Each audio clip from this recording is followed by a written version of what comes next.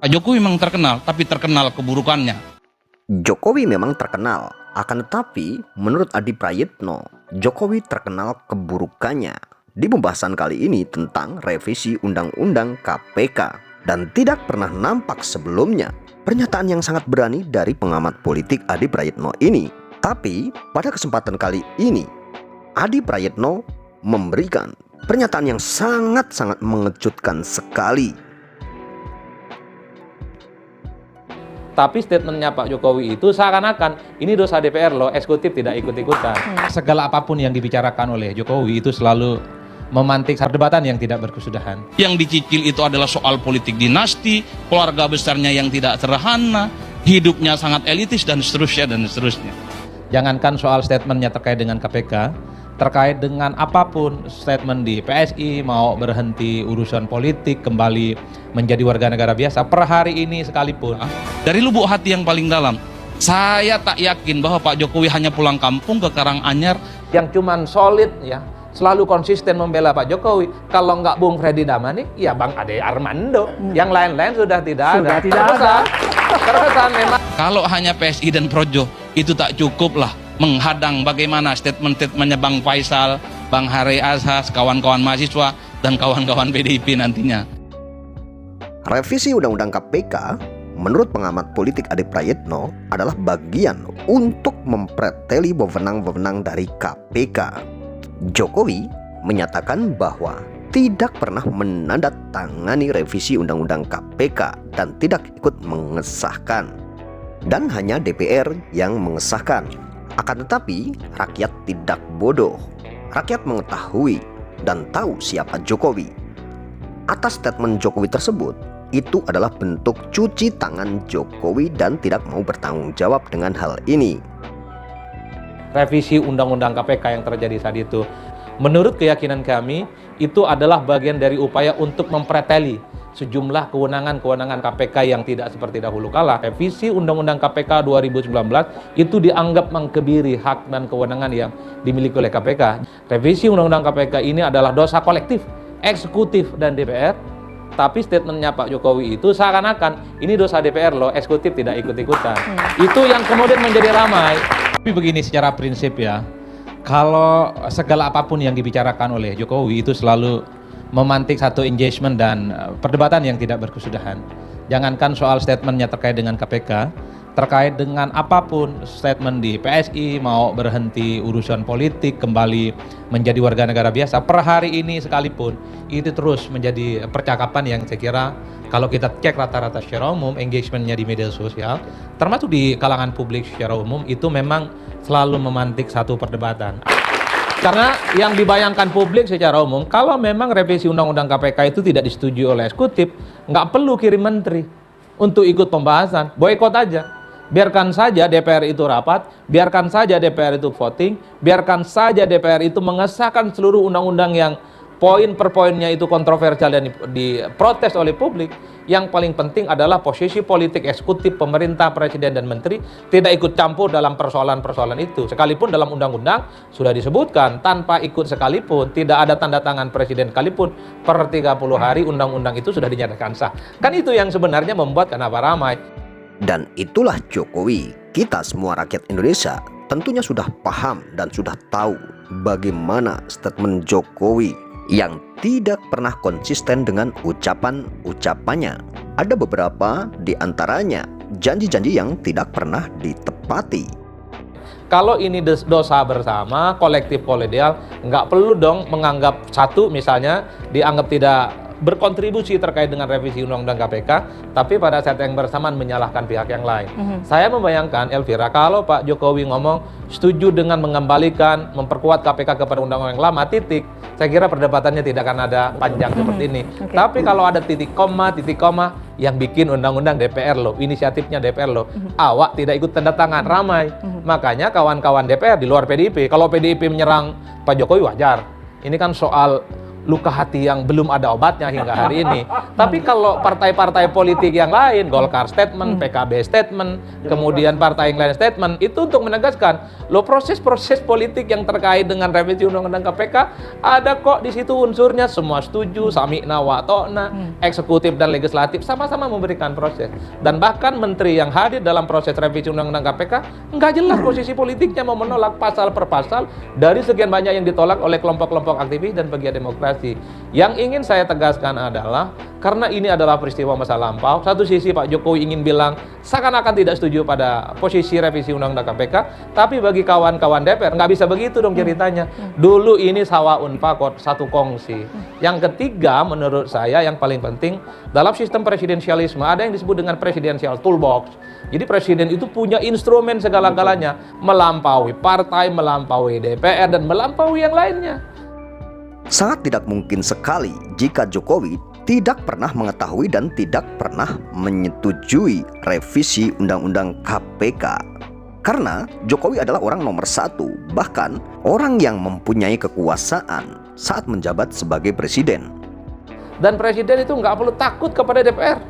Karena presiden itu tidak dipilih oleh DPR. Meskipun presidennya bukan ketua umum partai. Betul. Karena dalam sistem presidensialisme multipartai, yang boleh memprotes, yang boleh mengaudit, dan bahkan mengambil kewenangan yang dimiliki oleh presiden adalah hak yang dimiliki oleh rakyat secara langsung. DPR tidak bisa dalam konteks itu. Mas Adi, jika posisinya adalah, kan publik melihatnya seakan-akan presiden dalam posisi tidak berdaya karena satu, tidak memiliki partai politik begitu ya, bukan ketum partai. Kedua, memang kesepakatan semua partai sehingga akhirnya mengikuti, tapi bentuk sikapnya adalah tidak menandatangani. Nah, bagi saya statement Pak Jokowi yang bilang tidak ikut tanda tangan revisi Undang-Undang KPK 2019, itu kan ingin menunjukkan bahwa Pak Jokowi itu adalah minority presiden dalam konteks presidensialisme multipartai. Apa itu minority presiden? Presidennya memang menang, dipilih secara langsung oleh rakyat, tapi dukungan parlemennya saat itu seakan-akan tidak berpihak kepada Pak Jokowi.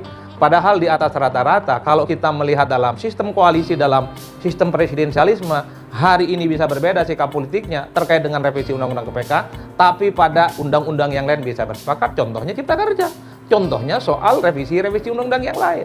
Nah, yang jadi rahma itu karena Pak Jokowi itu dianggap tidak mau melihat secara utuh bahwa proses terkait dengan revisi Undang-Undang KPK itu sebenarnya adalah kolektif kolegial, eksekutif dan legislatif saat itu masih satu mazhab dan satu kekuatan politik bersama. Mau mengelak seperti apapun Jokowi, akan tetapi masyarakat pun sudah mengetahui dan masyarakat saat ini sangat cerdas. Apapun yang dikatakan oleh Jokowi tentunya masyarakat sudah tahu dan hanya masyarakat yang bisa menilai. Tentang revisi Undang-Undang KPK, tentunya ini adalah kesepakatan bersama antara DPR dan pemerintah. Jika Jokowi mengelak dan mengatakan tidak pernah menandatangani bahkan tidak pernah menyetujui, biarlah. Karena itu adalah pernyataan Jokowi yang sudah menjadi sebuah kebiasaan dalam ucapannya. Menjadi ramai Elvira karena pecah kongsi 2024 jadi perdebatan apapun, hal-hal yang disampaikan secara eksplisit oleh Pak Jokowi panjang sepanjang-panjangnya dan tentu saja pastinya tidak akan berkutu. Dan saya membayangkan kalau Pak Jokowi tidak bikin manuver politik jelang 2024, rasa-rasanya revisi Undang-Undang 2019 ini tidak akan sepanjang dan segaduh ini. Saya membayangkan seperti itu. Jadi memang intensi politiknya dalam konteks ini memang kita tidak bisa nafikan sama sekali. Posisi duduk, soal positioning itu turut bisa menjelaskan bagaimana setiap statement Pak Jokowi dalam banyak hal itu adalah posisi-posisi politik yang dalam banyak hal beririsan tebal dengan kelompok-kelompok yang anti. Saya membayangkan misalnya kalau Pak Jokowi tidak pecah kongsi dengan PDIP, pasti yang paling depan membela Pak Jokowi hari ini kawan-kawan PDIP. Betul. PS itu nggak perlu capek-capek untuk membela itu. Tapi kan ada kecenderungan per hari ini yang cuman solid ya, selalu konsisten membela Pak Jokowi. Kalau nggak Bung Freddy Damani, ya Bang Ade Armando. Yang lain-lain sudah tidak ada. Terkesan memang ya. Secara tegas, Adi Prayitno mengatakan yang solid saat ini membela Jokowi hanya Freddy Damanik, Ade Armando, dan ada segelintir orang lagi yang selalu membela Jokowi. Yang lain sudah pada berbalik badan. Tentunya ini adalah sindiran keras buat para termul-termul dan para pembela Jokowi. Pembela-pembela Pak Jokowi udah mulai nggak ada nih. Bahkan partai-partai dulu yang sangat koalisional ya, sikoh sami'na wa ta'na dengan Pak Jokowi, semuanya kelihatan mulai balik badan. Itulah yang kemudian betapa posisi politik dalam konteks membangun argumentasi dalam statement-statement politik Pak Jokowi dalam banyak hal memang turut menjelaskan bagaimana argumentasi itu. Menarik. Saya kira di situ, Elvira. Boleh? Oke, boleh. Bang Ya, Pri. saya mau tanggapi sedikit Bung Adi sama udah fair ya. Jadi saya mau bilang begini ya. Betul, secara konstitusi, secara ketatanegaraan, sistem presidensial kita disampaikan Bung Ferry tadi. Tapi saya mau sampaikan satu lagi bukti bahwa kekuatan politik tadi Bung Adi udah menyampaikan bahwa memang Pak Jokowi tidak punya partai ya. Ya, ini tafsir menghadap. Dengar dulu. Ini. Satu bukti otentik bahwa bukan beliau bukti otentik. tidak berdaya ketika bukan berhadapan bukti dengan otentik. kekuatan politik di DPR. Kalau bisa saya mohon ditampil. Pak Jokowi 3 kali mengajukan RUU perampasan aset. Menko-nya minta, ya, sampai ditanggapi oleh dari Ketua Komisi 3 pada saat itu. Minta persetujuan. Tuh, saya 3 kali dorong RUU. Itulah, makanya bahasa saya pakai tadi kompromi politik. Ini fakta, gitu loh. Itulah pembahasan-pembahasan dari revisi Undang-Undang KPK. Tentunya menurut Adi Prayitno, pengamat politik, itu adalah bagian dari pelemahan-pelemahan wewenang atau kewenangan KPK. Untuk mempreteli wewenang KPK itu menurut Adi Prayitno. Nah, sebenarnya hal ini kita juga sudah tahu apa sebenarnya dan apa tujuannya. Ya, seperti pemerintah DPR itu merevisi Undang-Undang KPK. Tentunya ada tujuan-tujuan dari sang penguasa. Salah satunya yaitu Jokowi tentang anak-anaknya untuk melindungi sesuatu hal. Semuanya masyarakat tentunya sudah mengetahui tentang hal ini. Tetapi hal tersebut tentunya pasti juga ada bantahan-bantahan dari pihak Jokowi sendiri, karena kita sudah tahu bagaimana seorang Jokowi dalam bidang politiknya yang sangat luar biasa, cerdasnya untuk mengalihkan semua pemberitaan, mengalihkan semua isu, mengalihkan semua pembicaraan. Jadi jika kita mendengarkan cerita-cerita dari orang bahwa Jokowi ini adalah sen kanan belok kiri, itu sudah tidak asing dan tidak aneh lagi tentunya. Dan itu merupakan suatu hal yang sudah menjadi kebiasaan seorang Jokowi, dengan beberapa janji-janjinya yang tidak pernah, dan ada beberapa janji-janji Jokowi ini tidak ditepati. Itu sangat-sangat kita tahu, dan itu sangat memungkinkan ya.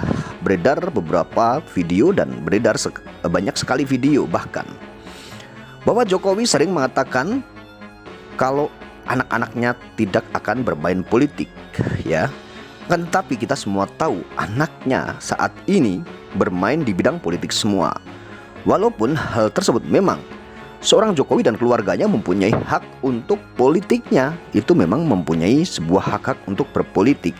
Tapi jika kita kait-kaitkan dengan janji-janji seorang Jokowi, tentunya kurang etis, karena Jokowi pernah janji mengatakan hal tersebut. Padahal kita semua tahu bahwa Jokowi ini adalah mantan presiden atau mantan pemimpin nomor 1 di negeri ini, yang tentunya Jokowi ini harus memposisikan dirinya sebagai seorang negarawan, memposisikan dirinya sebagai seorang pemimpin yang kalau bicara seharusnya tidak asal bicara dan harus dipikirkan. Akan tetapi hal tersebut tidak pernah terjadi sama Jokowi.